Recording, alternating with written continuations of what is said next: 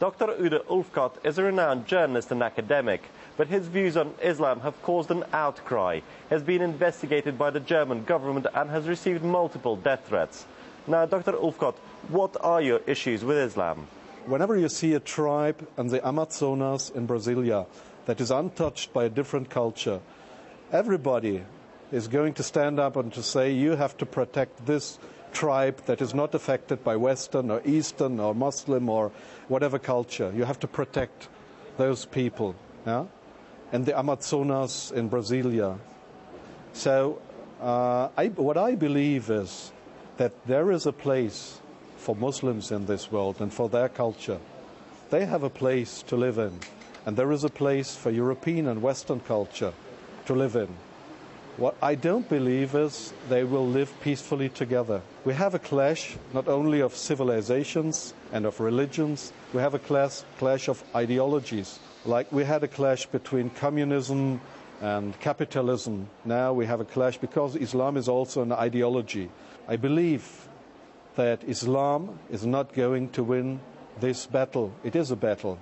I believe I'm not afraid that the Muslims will overrun Europe. No, I don't believe that, because I believe that what we have done in the past several times, the people will stand up and say, we are fed up, we don't want that anymore, and try to push them back, and that will be violent. I belong to Europe and to the European culture, and the Muslims belong to the places where they came from. Because whenever I asked the majority of the Turks I speak to, and I ask them, are you German or are you Turkish, even if they are second or third generation, they will say, I'm Turkish.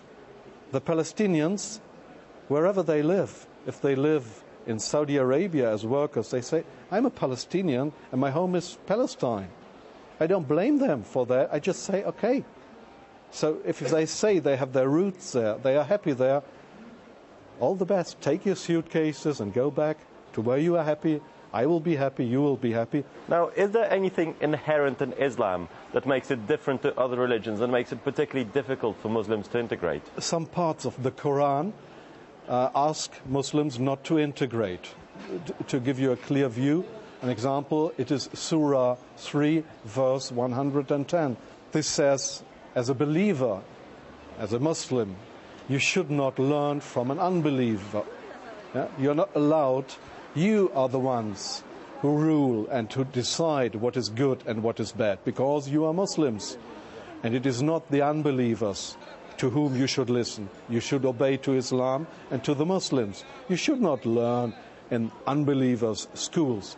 So we have 30% of Muslims, of Turkish Muslims in Germany leaving schools without learning anything. They don't have a diploma or anything, because their religion in Surah 3, verse 110, tells them you don't have to obey to what the unbelievers tell you, because you are a natural-born Muslim.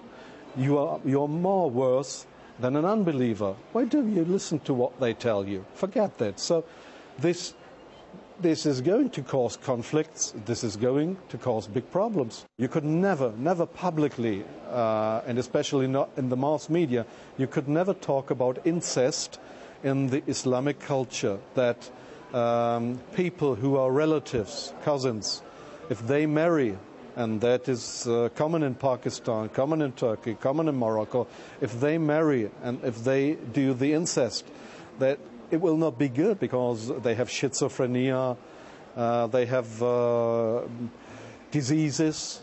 We have to talk about that. Our emperor families used to practice incest, and in some valleys of the Alps you had incest. But now you're not allowed to marry your first-grade cousin in Germany, because we don't want to have schizophrenia and all those diseases.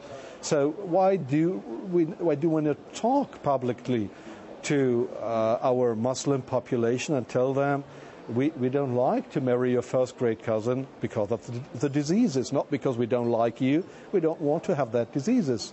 Now, but some people say that the problem isn't so much ideological as it is economic. We have thrown that much money behind them that if we would have that money back, we wouldn't have any financial problems in Europe. So we always say, all those problems have to do with the social background of these groups, these Muslim groups that do not behave as we want them to behave. It has nothing to do with the social background. It is the ideology and the economical problems. What we have right now is also because they have taken a lot of money from us. To give you an example, the migrants in Germany have so far, up to the year 2007, they have taken more than 1 billion, I mean the English billion, not the American, they have taken more than 1 billion euros more out of our social welfare system than what they have paid into our system. 1 billion euros.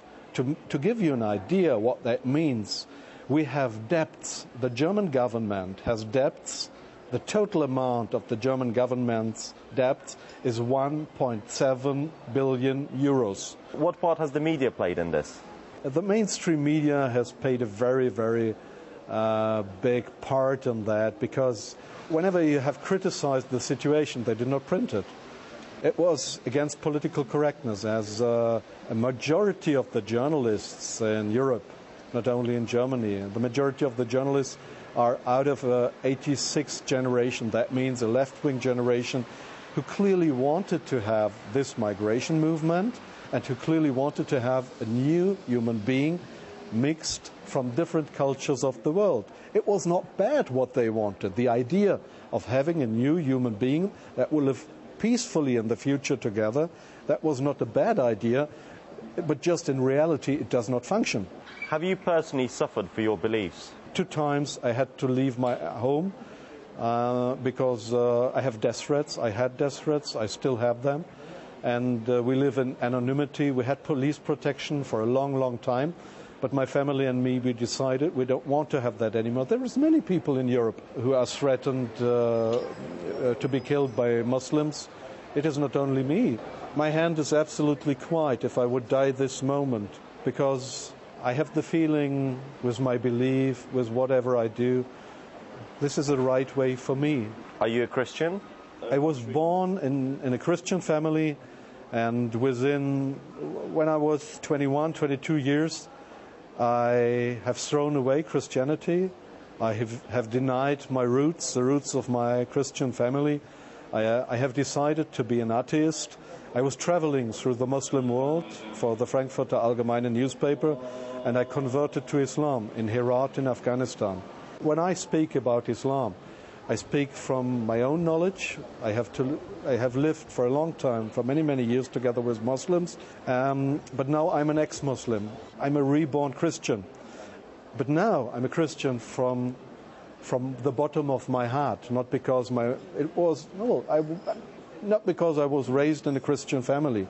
I came back to my roots and much stronger than before, but I don't speak to you or to people to praise Christianity.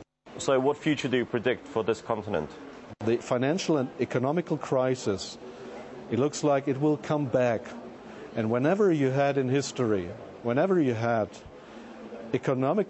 hard economical problems, ethnical unrest, and people, large groups not respect the state laws and the power of the state. When this respect is gone, you had war or civil war.